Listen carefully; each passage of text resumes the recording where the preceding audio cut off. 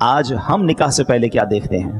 یہاں مجھے والدین بھی سن رہے ہیں، نوجوان بھی سن رہے ہیں. میں کچھ بات والدین سے کرنا چاہتا ہوں، کچھ بات نوجوانوں سے کرنا چاہتا ہوں. مدنی چینل پر بھی مجھے والدین بھی سن رہے ہوں گے، نوجوان میرے بھائی میری بہنیں بھی مجھے سن رہی ہوں گی. ذرا غور سے سننا میری بات. ہمارا پرابلم یہ ہے کہ آج اگر ہم اپنے بیٹے کا رشتہ کرنے جاتے ہیں تو کیا دیکھتے ہیں کہ لڑکی خوبصورت ہے کہ نہیں، خاندان کیسا ہے، مالدار ہے کہ نہیں، جہیز کتنا لائے گی، بس اور آگے بس ٹھیک ہے، 2-3 چیزیں چیک ہو گئی. اچھا لڑکا ڈھونڈنا ہے تو کیا دیکھتے ہیں، کماتا کتنا ہے، کوئی بری عادت تو نہیں. اچھا بری عادت میں ہمارے نزدیک بری عادت کون سی ہے جو دنیا والے بری سمجھتے ہیں؟ شرابی تو نہیں ہے، جواری تو نہیں، ہیروئنچی تو نہیں، نشئی تو نہیں. ٹھیک ہے یہ بھی گناہ ہے، مگر کیا نماز نہ پڑھنا کوئی برائی نہیں ہے؟ یہ پوچھتے ہیں کیا کماتا ہے، یہ پوچھتے ہیں کہاں سے کماتا ہے، حلال کماتا ہے یا حرام کماتا ہے.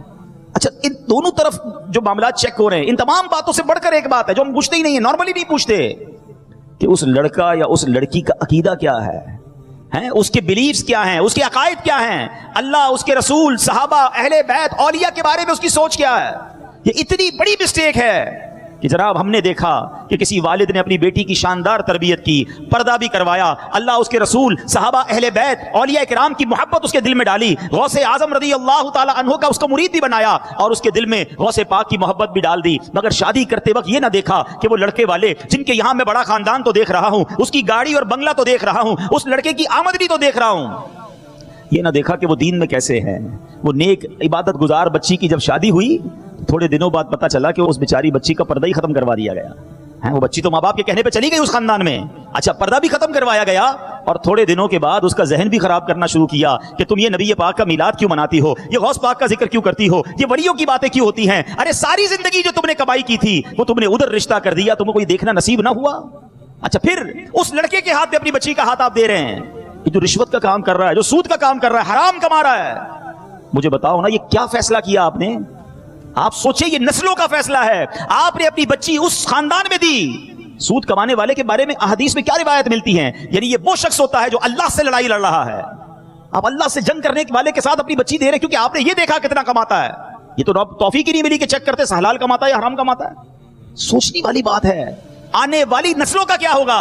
ارے غوث اعظم رضی اللہ تعالیٰ عنہ کے والدین نیک تھے، اللہ نے کیسی نیک اولاد عطا فرمائی. آپ اگر ایسے لوگوں کے ساتھ رشتہ کریں گے جن کی عقائد درست نہیں، اعمال درست نہیں، روزی حلال نہیں، تو کیسے آنے والی نسلوں کا حال برا نہیں ہوگا؟ اور بالکل اسی طرح اے نوجوانوں سنو، کتابوں میں ایک بات پڑھی میں نے، ہے بڑی عجیب بات، کہ نوجوان جتنے ہیں نا جن کی شادیاں نہیں ہوئی، یہ میں ان سے بات کر رہا ہوں، کتابوں میں لکھا کہ تم پر تمہاری ہونے والی اولاد کا ایک حق ہے. اب بندہ کہہ یار ابھی تو شادی نہیں ہوئی، اولاد کا حق کہاں سے آ گیا؟ کہاں ہونے والی اولاد کا حق یہ ہے کہ اس کے لیے اچھی ماں تلاش کی جائے.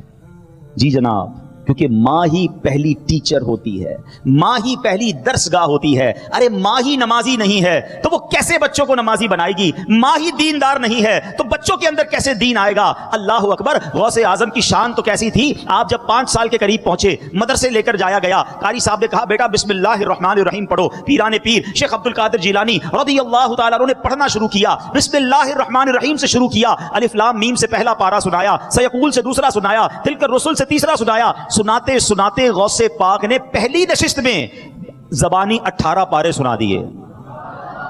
قاری صاحب حیران، بیٹا اتنے پارے پہلی باری میں؟ اور پڑھو. کہ مجھے اتنے یاد ہیں.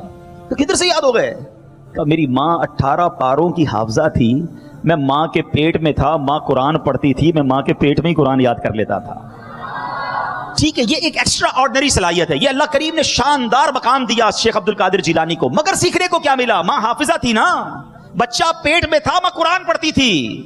آج بچہ پیٹ میں ہو، ماں فلمیں دیکھ رہی ہے، ماں گانے سن رہی ہے. جو ماں بے پردہ بازار میں گھوم رہی ہے اس کی بچیوں پر کیا اثر پڑے گا؟ پلیز اے میرے نوجوانوں، یہ تم پر بھی ذمہ داری ہے. صرف یہ نہ دیکھو لڑکی کیسی ہے، ہمارے ایک ہی کانسیپٹ ہے وہ دکھنے میں اچھی ہونی چاہیے. ارے یہ شکل و صورت یہ چند دنوں کا پیار ہے، ساری زندگی گزارنی ہے. دیکھو دین میں کیسی ہے. اور میں نبی پاک علیہ الصلوۃ والسلام کی آپ کو حدیث سناتا ہوں. کچھ لوگ تو شادی اسی لیے کرتے ہیں، بڑا خاندان ہوگا، بڑا پیسہ آئے گا، ارے جناب بڑا نسب ہوگا، بڑی فیملی کے ساتھ ذرا میرا تعلق ہو جائے گا کہ میں فلاں خاندان کا داماد ہوں. سنو اللہ کے حبیب علیہ الصلوۃ والسلام کیا فرماتے ہیں. نبی پاک علیہ الصلوۃ والسلام نے فرمایا کسی عورت سے نکاح کے لیے 4 چیزوں کو مد نظر رکھا جاتا. نمبر 1 اس کا مال، نمبر 2 حسب نسب فیملی خاندان، نمبر 3 حسن و جمال، اور نمبر 4 دین. 4 چیزوں کو چیک کرنے والے کرتے ہیں.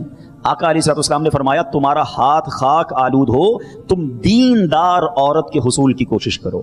یعنی ان 3 چیزوں کی کوئی اہمیت نہیں, دیندار ہونا ضروری ہے. پتا چلا بڑا پیسہ ہے, بڑا حسن و جمال ہے, عقیدہ ہی درست نہیں ہے, دل میں گندگی بھری ہوئی ہے, بے حیائیاں ہیں, بتاؤ نا آنے والی نسلوں کا کیا بنے گا؟ تو دیندار کا انتخاب یہ خود نبی پاک علیہ السلام نے تربیت فرمائی. ایک اور جگہ نبی پاک علیہ السلام فرماتے ہیں, ابن ماجہ کی حدیث ہے, میرے آقا فرماتے ہیں بے شک دنیا بہترین استعمال کی چیز ہے, لیکن اس کے باوجود نیک اور صالحہ عورت دنیا کے مال و متاع سے بھی افضل و بہترین ہے. وہ خوش نصیب ہیں وہ لوگ جن کو اللہ نے نیک اور پارسا بیوی عطا کی ہے. دعا مانگا کرو اللہ سے, اور اپنی شادی سے پہلے اپنے ماں باپ کو کہیں کہ میرے لیے اگر رشتہ ڈھونڈنا ہے تو نیک عورت ڈھونڈیے گا, با پردہ ڈھونڈیے گا, با حیا ڈھونڈیے گا, اللہ اس کے رسول صحابہ اور اہل بیت اور اولیاء سے محبت کرنے والی ڈھونڈیے گا, تاکہ میری آنے والی نسلوں کی اچھی تربیت ہو. بالکل اسی طرح اگر کسی بچی کے لیے آپ نے لڑکا ڈھونڈنا ہے, ارے یہ نہ دیکھو اگر ایک رشتہ ٹھکرا دوں گا تو پھر کیا ہوگا, اچھا خاندان ہے, ارے کوئی بات نہیں, عقیدے میں تھوڑا بہت تو فرق ہے, تھوڑا بڑا معاملہ ہے, پیسے بڑے اچھے ہیں, تھوڑا بہت حرام کماتا ہے. دیکھو یہ مت کرنا, تم اللہ پر بھروسہ رکھو. لوگ کہتے ہیں رشتے چھوڑ دوں گا تو بچی کا رشتہ پھر نہیں ہوگا. ارے تم ایک ایسا رشتہ ٹھکراؤ, اللہ تمہارے لیے اور آسانیاں کر دے گا. ہمیں اللہ پر بھروسہ کرنا ہے اور آنے والی نسلوں کے فیصلے درست کرنے ہیں. ورنہ میں ایسے کئی والدین کو جانتا ہوں جو بعد پہلے تو جذباتی طور پہ فیصلے کر ڈالتے ہیں, بعد میں خود سر پکڑ کر رو رہے ہوتے ہیں. دوسری بات جو اس واقعے سے سیکھنے کو ملتی ہے, یہ بھی والدین کے لیے ہے, کہ اگر ہم نیک ہوں گے نا تو ہمارے بچے نیک ہوں گے. ہم یہ چاہتے ہیں بچے نیک ہو جائیں, ہم نہ سدھریں. ایسا نہیں ہوتا.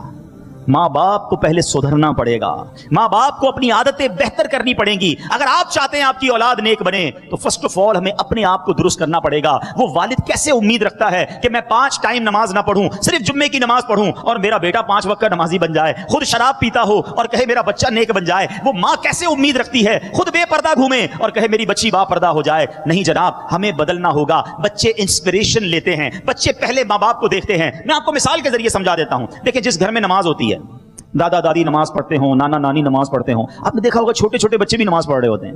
وہ جان نماز بچھائیں گے, ابو کے ساتھ آگے چھوٹا بیٹا کھڑا ہو جائے گا. چھوٹی بچی جس کو دوپٹہ باندھنا بھی نہیں آتا, وہ دوپٹہ باندھے گی, امی جان یا نانی جان کے ساتھ پڑھنا شروع کر دے گی. کیوں؟ وہ جو دیکھتے ہیں وہ اپناتے ہیں. اب گھر میں نماز کی بجائے گانے باجے ہوں, گھر فلمیں ڈرامے ہوں, گھر میں گالی گلوچ ہو, گھر میں برے کام ہوں, ان کے بچوں پر کیا اثر ہوتا ہے؟ ان کے بچے باہر گالیاں دے رہے ہوتے ہیں, ان کے بچوں پر انسپریشن ہی یہی ہوتی ہے. تو پلیز اگر آپ چاہتے ہیں, اور ہمیں چاہنا پڑے گا, ہاں یہ بھی میں آپ قرآن کی آیت سنانے جا رہا ہوں, یہ والدین کی ذمہ داری ہے اپنے بچوں کی اچھی تربیت کرنا, اور یہ حکم قرآنی ہے. اللہ کریم قرآن مجید فرقان حمید میں ارشاد فرماتا ہے, یا ایھا الذین آمنوا قوا انفسکم واہلیکم نارا وقودها الناس والحجارہ علیہا ملائکۃ غلاظ شداد لا یعصون اللہ ما امرہم ویفعلون ما یؤمرون.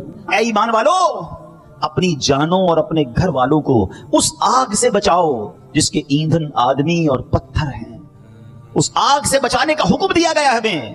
آگے فرمایا اس پر سخت کرے, یعنی طاقتور فرشتے مقرر ہیں جو اللہ کا حکم نہیں ٹالتے اور جو انہیں حکم ہو وہی کرتے ہیں. جب یہ نبی پاک علیہ السلام نے یہ آیت صحابہ کے سامنے تلاوت کی نا, تو صحابہ نے عرض کی, یا رسول اللہ صلی اللہ علیہ وسلم, ہم اپنے اہل و عیال کو جہنم کی آگ سے کیسے بچا سکتے ہیں؟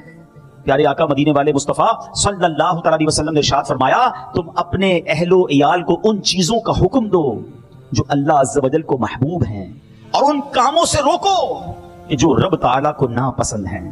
تو حتی المقدور اپنی پوری کوشش کرنی ہے اپنی اولاد کو گناہ سے بچانے کی, انہیں نیکی کا راستہ دکھانے کی. مگر یہاں ایک اور بات بھی سمجھنی ہے, اولاد کی تربیت تو کرنی ہے لیکن والد پر لان نہیں کر سکتے, تان نہیں کر سکتے. اگر کسی کا بیٹا جو ہے وہ فرما بردار نہیں بنتا, کسی کا بیٹا نمازی نہیں بنتا, تو کہیں یار یہ دیکھو باپ خود تو نمازی بیٹے کو نمازی نہیں بنا سکا.